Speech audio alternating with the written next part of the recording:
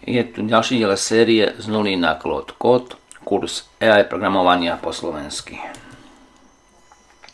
Kód alebo program je iba text, ktorý hovorí počítaču, čo má robiť. Keď píšeš kód, píšeš vlastne inštrukcie krok za krokom v jazyku, ktorému počítač rozumie. Inštrukcie vlastne zadávaš aj v každodennom živote. Recept hovorí niekomu, ako uvariť jedlo. Navigačné inštrukcie hovoria niekomu, kde má zabočiť. Kód robí to isté, ale pre počítače. Predstavuj si to nasledovne. Kód, program je ako recept. V recepte sa hovorí: zmiešaj múku s vajíčkami, potom to upeč pri približne 175 stupňoch 20 minút. Kód hovorí: spýtaj sa na meno, potom zobraz pozdrav napríklad. Vždy ide o zradené inštrukcie, ktoré vedú k výsledku. Kľúčové body. Kód je obyčajný text. Píšete to, dajme tomu, aj v poznámkovom bloku. Nepotrebujete na to špeciálnu aplikáciu, ale je dobré ju mať, pretože písať kód v poznámkovom bloku je utrpenie. Kód beží od vrchu na spodok. Jedna inštrukcia v danom čase. Počítač sleduje inštrukcie doslova. Robí presne to, čo je tam napísané, nič viac. Ak tieto inštrukcie sú chybné, počítač neháda, čo si chcel urobiť. Urobí to, čo si napísal, a ak sa to nedá urobiť, tak vyhodí chybu. Tu máme jednoduchý program napísaný 3 spôsobmi. V obyčajnej angličtine, v jazyku Python a v jazyku JavaScript. Všimni si, aké sú podobné. Tak obyčajná angličtina. Spýtaj sa užívateľa na jeho meno. Ulož ich odpoveď a vytlač ahoj, za ktorým bude nasledovať ich meno, ktoré získaš v tých krokoch 1 a 2. Python, premenná name, do ktorej sa uloží vstup z tejto otázky, ako sa voláš.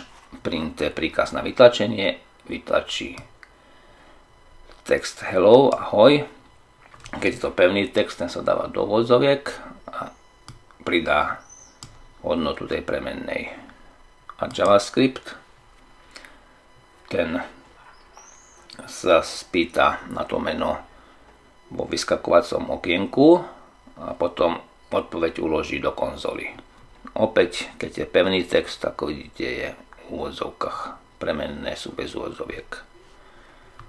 Takže všetky 3 verzie robia tú istú vec. Spýtajú sa na meno, potom povedia ahoj s tým menom. Programovacie jazyky sú iba štrukturované spôsoby písania inštrukcií. Čo je kód?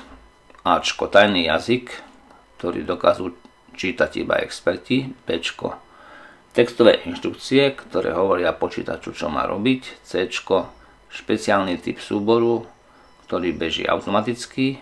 Dčko, binárne nuly a jednotky. Správna odpoveď je Bčko, textové inštrukcie, ktoré hovoria počítaču, čo má robiť. Kód, program je alebo sú inštrukcie, textovo založené inštrukcie pre počítač. Píšu sa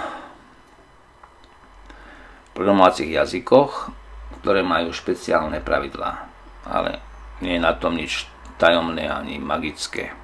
Každý sa môže naučiť čítať a písať kód. Kód beží od hora nadol.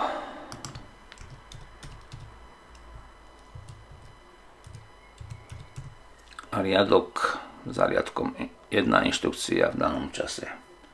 Samozrejme sú tam možné rôzne odskoky, ale vždy sa potom ten program vráti na to miesto alebo za to miesto, kde ten odskok nastal.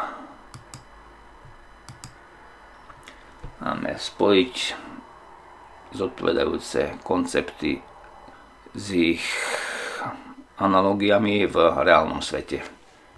Kód je recept, krok za krokom, čo treba urobiť. Inštrukcie sú krok za krokom. Takže jednotlivé malé časti. Bug, doslova chrobák, ale to sa označuje ako chyba. Chyba v inštrukciách na varenie, analogia. Programovací jazyk, angličtina, španielčina, japončina.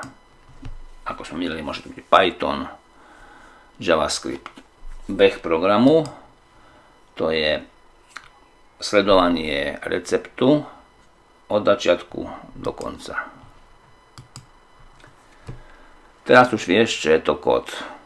Sú to iba textové inštrukcie pre počítače napísané v špeciálnom jazyku. V ďalšej lekcii preskúmame rôzne programovacie jazyky a povieme si, na čo sa hodia.